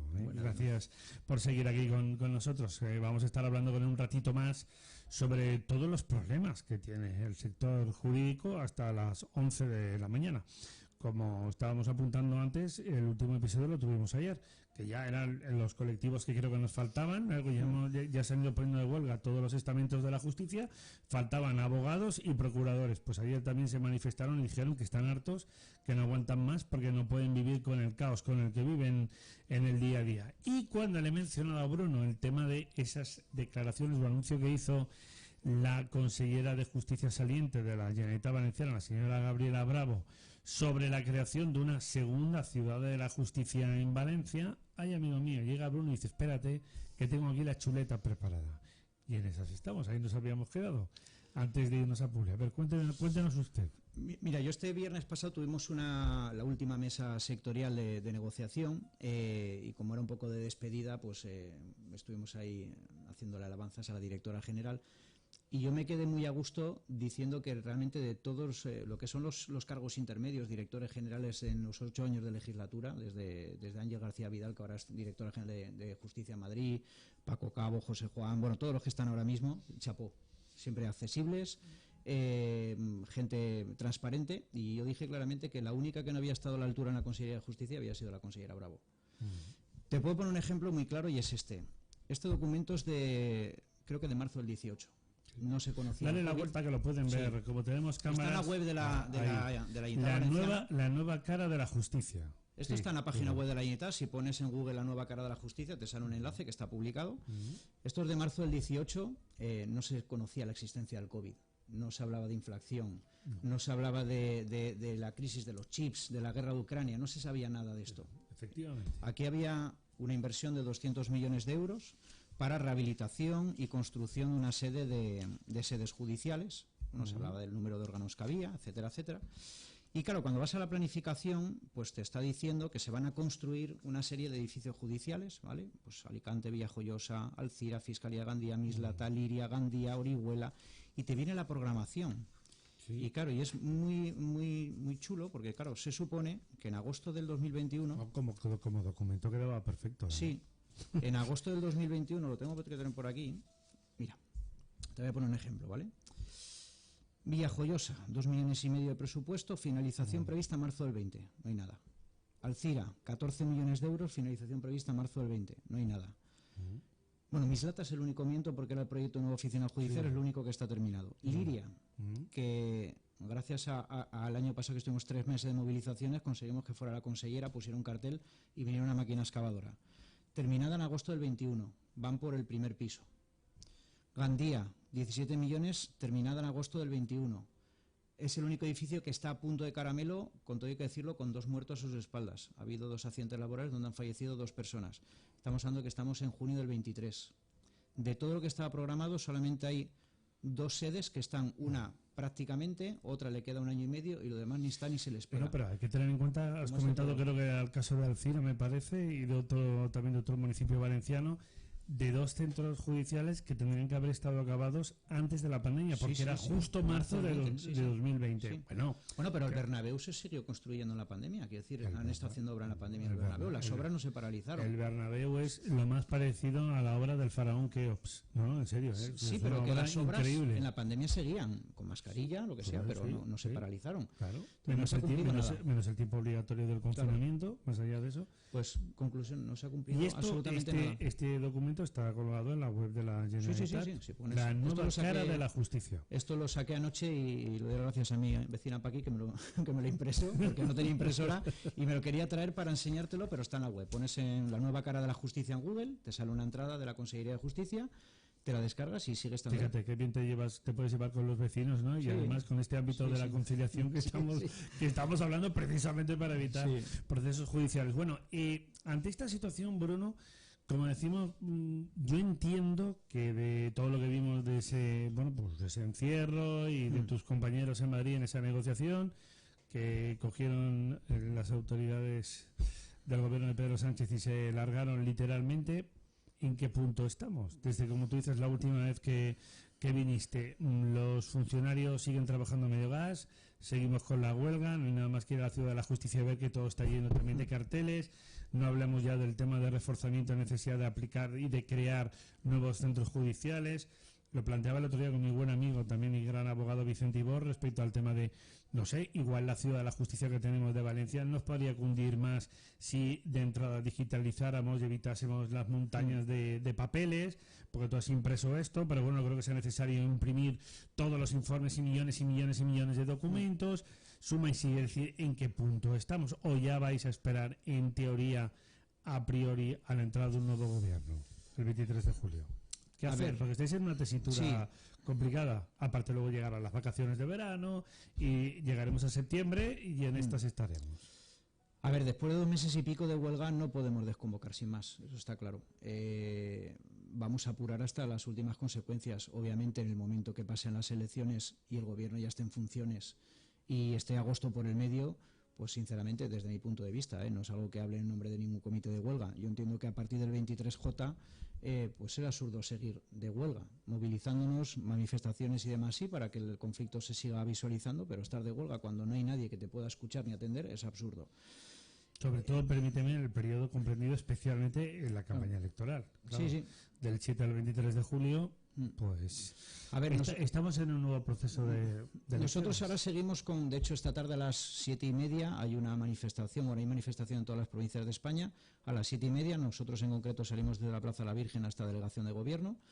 El día 13 de julio hay otra manifestación en Madrid, seguimos con concentraciones en las sedes judiciales y lo que estamos haciendo, porque esto ya va muy largo, sinceramente lo que estamos es optimizando la huelga, es decir, cuando antes hacía huelga todo el mundo, como al final a los medios parece que solo les importe cuántos juicios han suspendido, es decir, no tiene tanta importancia que una vez... No nosotros. Bueno, yo me refiero en general cuando te preguntan los medios ¿cuántos juicios han suspendido? Pues tú le dices, ya, pero es que mira, este compañero tenía la mesa limpia y ahora tiene 400 escritos por proveer. No, pero ¿cuántos juicios ha suspendido? Sí, pero es que este compañero había sentencia y en 3 días estaba iniciando la ejecución y ahora está tardando 3 meses. Entonces, pues al final parece que lo único mediático son los juicios, pues lo que estamos haciendo, o sea, o lo que se está optimizando en el sentido de que sean los funcionarios con más competencia en ese sentido los que de alguna manera asuman un poco el peso de la huelga, porque al final hacer todos huelga un día por cumplir y tener la conciencia tranquila, pues tampoco sirve de mucho. Pero tú nos dejas un titular importante que es, llegados a este punto y ante la gravísima situación de todo lo que concierne a la justicia, obviamente no paráis ni debéis de hacerlo, esta es también mi propia opinión, sobre todo porque si en teoría, aunque haya si sigue Pedro Sánchez, está claro que él ya sabe lo que hay y si hay un cambio de gobierno con Alberto Núñez Feijóo como nuevo jefe del Ejecutivo, que tenga claro lo que está pasando. Que supongo que el candidato del PP lo debe saber. Yo doy por hecho que sí, pero es que la situación que hay ahí, quiero decir, esto para resolverlo no es ninguna tontería, porque es que todos los estamentos de la justicia en huelga. Comentabas tú anteriormente que hay despachos de abogados incluso que están padeciendo, incluso algunos de ellos tienen que cerrar. Claro, porque es que no pueden celebrar juicios, no pueden hacer nada. Es decir, aparte hay otro detalle también importante. ¿Cómo planifica hoy en día un abogado un juicio? Es decir, si no sabe ni cuándo va y si los jueces, y lo tengo que decir de esta parte, desconozco si es por el funcionamiento X, y esto a mí me ha pasado aquí con abogados que hemos querido traer aquí al programa, me has quedado con ellos y dicen, no, vienes mañana al programa como siempre a primera hora y me han avisado a lo mejor a las 7 de la tarde o a las 6 o a las 8 de la tarde del día anterior para decirme que le han llamado del juzgado que hay que reanudar un juicio o que vamos a celebrar uno, es decir, que van también a salto de mata, es que esto... Es decir, o un testigo de, no, venga usted aquí, oiga, yo no puedo dejar mi trabajo, quiero decir, porque a usted le vengan a decirme, no, es que es la justicia, bueno, ya, y yo tengo mi trabajo, ¿no? Es que es una sensación, Bruna, de descontrol generalizado. de caos. Es decir, esta es la realidad. Sí, pero antes de la huelga y antes del COVID, que además creo No, que te lo no, comenté. no, antes, claro. La última vez que estuve aquí. No, perdona. Sí. Lo que ha pasado en los últimos años es que al haber un problema estructural, con la coyuntura adversa, pues se ha agravado. Sí, se ha agravado, es así. A ver, normalmente suele ser más bien lo contrario, que decir, no te suelen llamar para decir vente corriendo que vamos a hacer el juicio, te suelen llamar, en el mejor de los casos, para decirte que vamos a suspender. Lo normal es que también te lo digan. Te lo digo por abogados, Sí, ¿no? Que también me han dicho. ya. No es que hay que reanudar un juicio que lo dejamos en tal punto, como que hay que reanudar un juicio.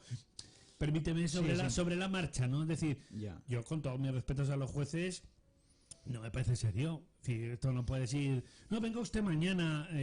Bueno, ya oiga, pero bueno, el abogado vale porque se dedica a eso, pero los demás, incluso un montón de implicados en causas, como lo veo, desde fuera. Hay testigos y hay miles de intervinientes. Y con los testigos te digo, no, venga usted, deje usted el trabajo. Pues no, yo no puedo dejar el trabajo. Que ya le haremos un justificante y seguro que no tiene ningún problema. No, es que venga usted, que ya, pues claro, ya, pero no sé, esto no funciona así. Bueno, cuando vino el día creo que lo primero que te dije fue la hermana pobre, ¿no? Cuando es que es así, es la triste realidad. Es decir, nunca pero nadie es uno de los pilares del Estado de Derecho. Es que eso es lo triste, que al final es uno de los poderes del Estado y nunca nadie le ha interesado que la justicia funcionara bien. Al final, es que lo único que es productivo en este país, por decirlo de alguna manera, es Hacienda, que es el que recauda, pero todo lo demás, los servicios públicos es para gastar dinero, no es para recaudar dinero. Uno cuando va al médico genera un gasto, cuando lleva al niño al colegio genera un gasto, cuando presenta una demanda genera un gasto, pero es que para eso pagamos los impuestos, ¿no? Entonces lo que no puede ser es que, y sobre todo, que eso también la culpa probablemente es de las transferencias, igual que pasa con la sanidad, que hay sanidad de primera, sanidad de segunda, pues también hay justicia de primera y justicia de segunda. Yo aquí lo dije la última vez, en el último informe del Consejo, la Comunidad Valenciana con diferencia era la que más órganos sobrecargados tenía de toda España, tenía un 55% de órganos sobrecargados. ¿Por qué no está en la media? Es decir, ¿por qué no toda España tiene un 30%? Pues porque hay comunidades con competencias en la materia que invierten más en justicia y otras que no. Es así de claro. Por eso decía yo anteriormente que si habláramos de un plan nacional, por ejemplo, y lo estaba comentando antes con tu compañero Fernando en el ámbito de la sanidad, es decir, al final, si tenemos delegadas las competencias a las comunidades autónomas, es decir, cómo hacer ese reparto cuando, por ejemplo, puede haber una apuesta. Estábamos hablando del plan de choque de la atención primaria. Llega Pedro Sánchez. No, vamos a poner casi 600 millones de euros. Y Alberto Núñez Feijóo nos dio cantidades, pero bueno, dijo también, vamos a poner un plan de choque. Perfecto. Pero al final, las competencias de sanidad, de justicia, de educación, están transferidas a las comunidades autónomas. A ver, en sanidad y en educación no te sabría decir exactamente cómo, pero por ejemplo en justicia, cuando hay oposiciones de jueces, lo que se calcula es más o menos hasta que termine el proceso selectivo cuántos jueces se van a jubilar. Se van a jubilar 200. Luego, como pueden prorrogar y pueden trabajar hasta los 72 años, realmente en vez de 200 se han jubilado 85. Pero han habido 200 jueces que han aprobado la oposición. Hay una serie de jueces que se quedan en expectativa de destino, que se les llama JAT, Juez de Adscripción Territorial. Si el gobierno autonómico le pide al gobierno nacional la creación de 50 juzgados y el gobierno nacional solo autoriza 15, no pasa nada. Es decir, tú puedes crear juzgados bis, que no existen en demarcación y planta, pero tú puedes crear un juzgado donde la comunidad autónoma contrata a funcionarios interinos del cuerpo de auxilio, de gestión y tramitación, coge a esos jueces que tiene esperando a que le digan dónde pueden trabajar y les pone al frente de ese juzgado bis, coge a letrados de la bolsa de trabajo y crea un juzgado paralelo. Y cuando el año que viene, el otro, cuando sea, le autoricen la creación de ese juzgado 5 bis se convierte en el 6 de pata negra. Entonces, soluciones hay, pero claro, cuesta dinero. Es más fácil que venga con las transferencias nacionales, pero si no vienen y tú tienes claro que tienes que apostar por una justicia de calidad, pues tendrás que invertir dinero de tu propio presupuesto, aunque no vengan con las transferencias nacionales.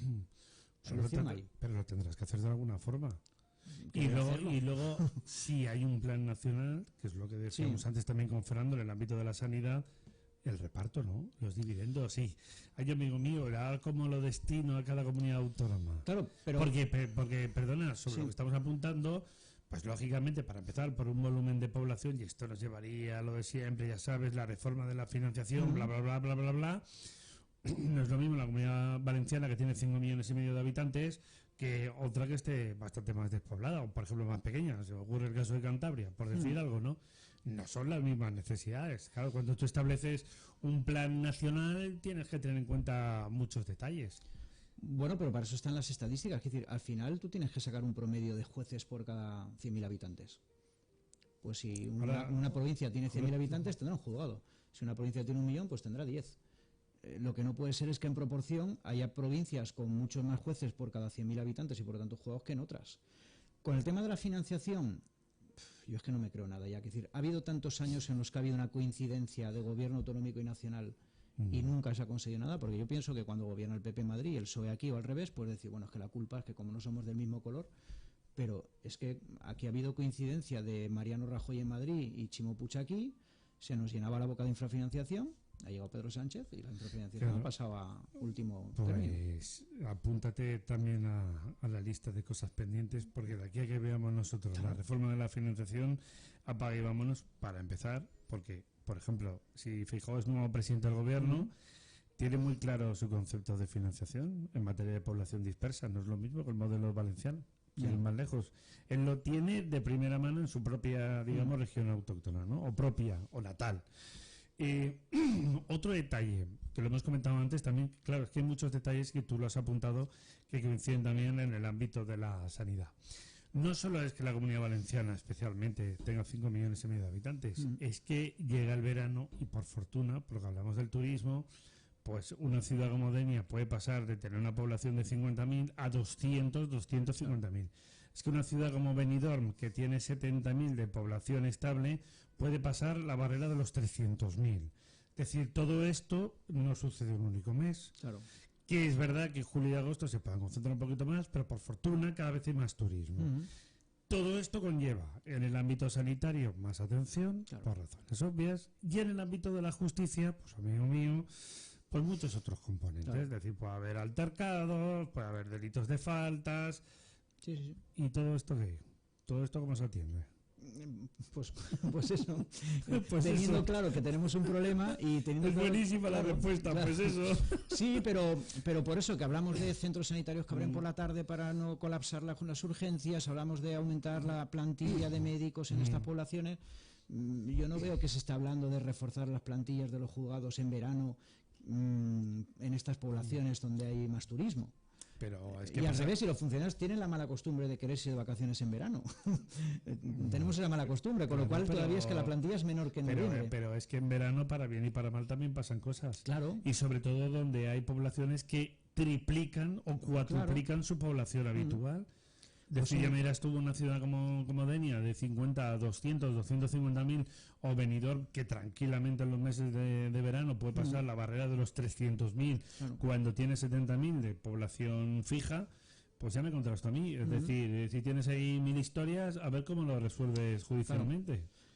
Pero es que, por ejemplo, cuando hay un juego que está muy sobrecargado, hay una macrocausa de esta que hay 500 intervinientes, se pone un juez de refuerzo, se pone plantilla de refuerzo. ¿Por qué no se ponen juez y plantilla de refuerzo para las guardias de estos sitios? Por ejemplo, te hablo de guardias porque básicamente no son cosas siempre muy graves y se pueden resolver durante el juego de guardia, juicios rápidos, etcétera, etcétera. Ya, pero alguien tiene que estar en el juzgado de guardia. Claro, pero es que esa plantilla, para eso está la Consejería de Justicia, tiene sus bolsas de trabajo, tiene sus jueces de adscripción territorial. Que tiene que haber una plantilla. Tú dices por fortuna, y además digo por fortuna por agilizar el proceso. No, muchas cosas se pueden resolver en el juzgado de guardia. Fantástico.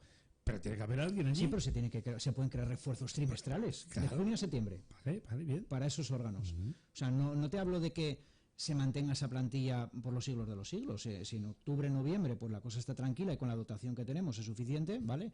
Pero en estos problemas, en lugar de poner refuerzos transversales, estos y cosas que se están inventando, pues a lo mejor habría que hablar de un refuerzo concreto de 3-4 meses en esos partidos judiciales para atender necesidades de la guardia. Que, por cierto, el cierre de esos juzgados de lo penal, que además vosotros habéis denunciado en innumerables ocasiones, de hecho, la campaña de municipales y autonómicas lo denunció el senador y magistrado Fernando de Rosa, del Partido Popular. ¿Qué va a pasar con estos juzgados? Porque claro, ahora si alguien tiene que acudir a un juicio de estas características, tiene que hacerse un montón de kilómetros, ¿no? ¿Por qué se tomó esta decisión? Mira, yo te voy a aprovechar la confianza te voy a pedir un favor y te voy a poner deberes. Muy bien. Si tienes la ¿Me posibilidad vas a poner deberes? Sí, si tienes la posibilidad de entrevistar a no sé, a Amazon, a Llanos, a Gil Lázaro, está escrito en cuanto sepa quién va a ser el consejero de justicia, lo voy a presentar. Muy bien, por cierto, que será de Vox. Sí, eso parece. Perdón, pero un detalle importante. Conseller de justicia o consellera en la rama de justicia como tal, porque en lo que tiene que ver, que esto también sería un debate interesante, administraciones públicas va a corresponder al Partido Popular, con lo cual lo que estamos hablando, tú vas a tener en teoría por parte de Vox la titularidad de justicia, pero luego la función pública la necesitas para cubrir esos servicios y va a corresponder al Partido Popular. Sí, claro, evidentemente. Yo tomo nota para lo que me vas a pedir. No es la primera vez que... Cuando venga, aquí intentaremos, de que vengan todos los consejeros. Vale. Y si puede ser el presidente Mazón, y si puede futuro presidente, y bueno, ha venido durante la campaña electoral. Hay que decirlo así. Bueno, la campaña no, la precampaña. Pero vamos, que tomamos nota. A ver, no es la primera vez que justicia no está con función pública dentro de la misma consellería. Ya, pero... Antiguamente era justicia y menor y estaba... Sí, perfecto. Pero los juzgados se componen de funcionarios. Sí, efectivamente. Muy bien. Mira, una de las cosas que pido en este escrito, está la carta de los Reyes Magos, ¿vale?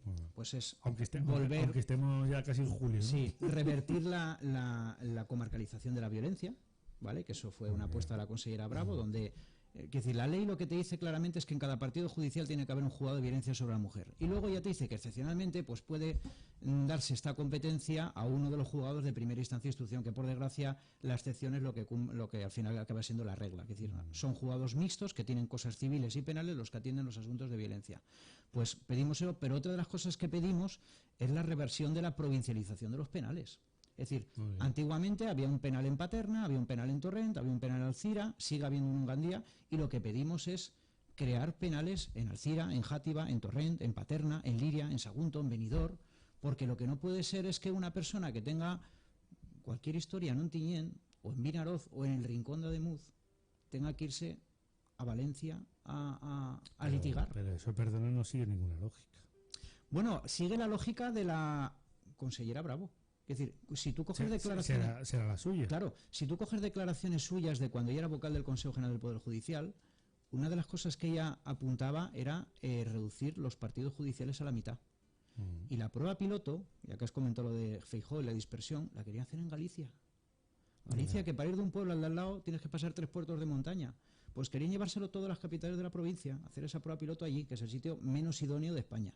Entonces... Al final da la sensación como que la ciudad de la justicia se lo traga todo y si creamos una segunda ya ni te cuento. Entonces, bueno, podemos cargarnos partidos judiciales, podemos cargarnos violencia, podemos cargarnos... Pero, perdona, por eso decía, y lo hablaba el otro día con Vicente Ibor, que creo yo que además el Palacio de Justicia de Valencia es un edificio imponente. Sí. Digo yo que le podríamos sacar más rendimiento, podríamos ahí hacer alguna mejora, o si empezamos por la digitalización, ganaríamos bastante espacio, ¿verdad? Sí. Que no digo que no haga falta otro, pero pienso que por la magnitud que tiene el edificio... Pero primero habría que terminar los que estaban pendientes del 2020, ¿no? Claro, no, por supuesto, porque esto además permitiría descargar al otro. Claro, es que es la pesquería que se muerde la cola, ¿no?